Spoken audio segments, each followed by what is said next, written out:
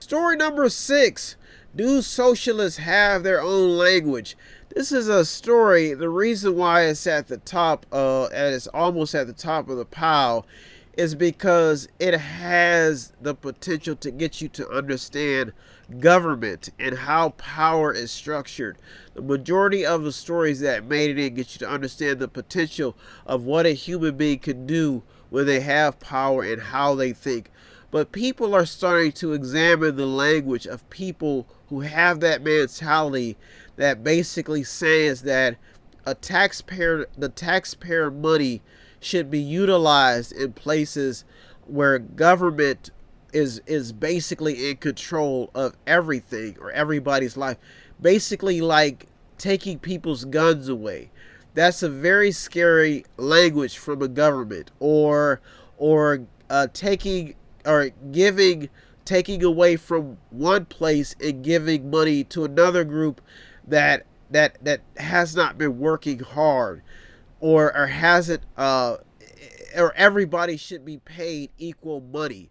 So the reason why story number 6 is amazing is because, is this a language from a socialist? Or when you look at the Nazi regime and you look at how Hitler came to power, he came to power because he had the gift to be able to convince people that if they came together, if the government was utilized as a force to take on the world, and it had the ability to do it with the power of the people, then it was unstoppable. And he convinced people that this was the way, and to basically take everybody. No one at the bottom has a decision or a choice or a say in this matter. It was the government's way, and that's what. You don't have rights. You don't have a Bill of Rights. You don't have. If your child is in court, they don't have the right to due process. This is what makes the story number 6 is unique. Is do socialists, do people who feel that the government should force you to do something, force you to go to school, force you to have a paycheck without working for it. This is why story number 6 is a big story. So when you look at story number 6 and all of its details and what it has, the potential it has to be a bigger story because of the agenda of a person who understands governing. We saw this in the debate, and we're listening to some of the language that a lot of these candidates are spewing out. They're telling you that they're a socialist. The language of a socialist may be different from a capitalist. Is there language that we can look at? And this is what we're starting to see as we analyze the political platform, the political agenda, or a politician. I may have in it my own agenda. I may want to build a business with my own money, but does that give the government the right to step in and tell me how to run my business? This is what we're starting to see happening in government, is that people are starting to realize that there's a language, there's a pattern of behavior that comes along with government, will being too much government. Sometimes it's better for a government just to take their hands off of it, let the business grow, and understand that it takes, you give the entrepreneur has the money they need, but the laws that they make have to protect the people. It doesn't interfere with the business plan as long as that business owner is not taking advantage of the public. That's why story number 6 is amazing, because it has that ability to get you to understand government and to get you to understand what government is for. You look at the founding of the United States, how there's been changes into the Constitution.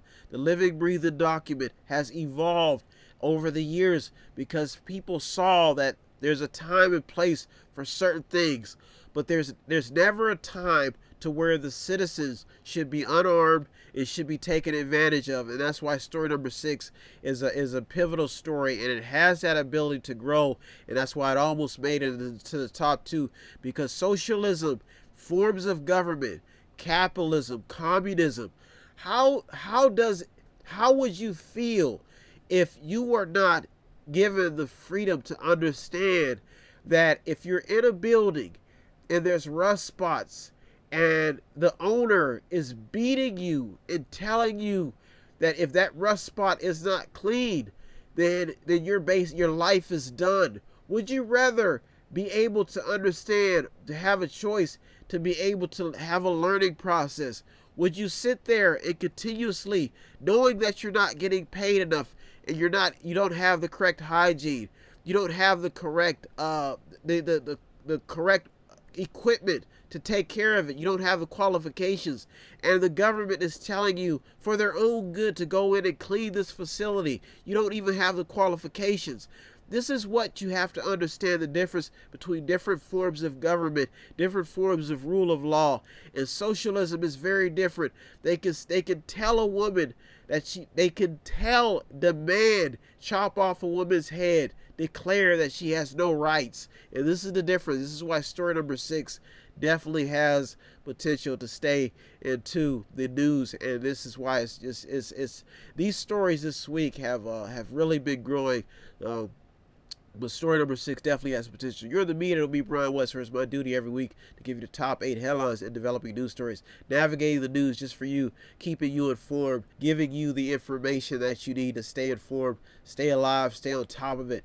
And that's what I do every week, going through story after story, 200 a week, reading book after book for the greater good of the public, to save you, to rescue you, give you my helping hand if you can't do it yourself. So if you want to be a contributor, if you can do it yourself, and even just maybe you may have a radio program, you may have something you need to talk about to your fellow man, you may want to become enlightened, to eat off the tree of knowledge, or to understand what knowledge is and how it can better you, then I'm telling you, that's what I'm here for. Telling you that I'm just a mediator. I stand in the middle of the right and the left, constantly navigating the news just for you. The journalists and the news outlets, the people on the front line, deserve all the credit.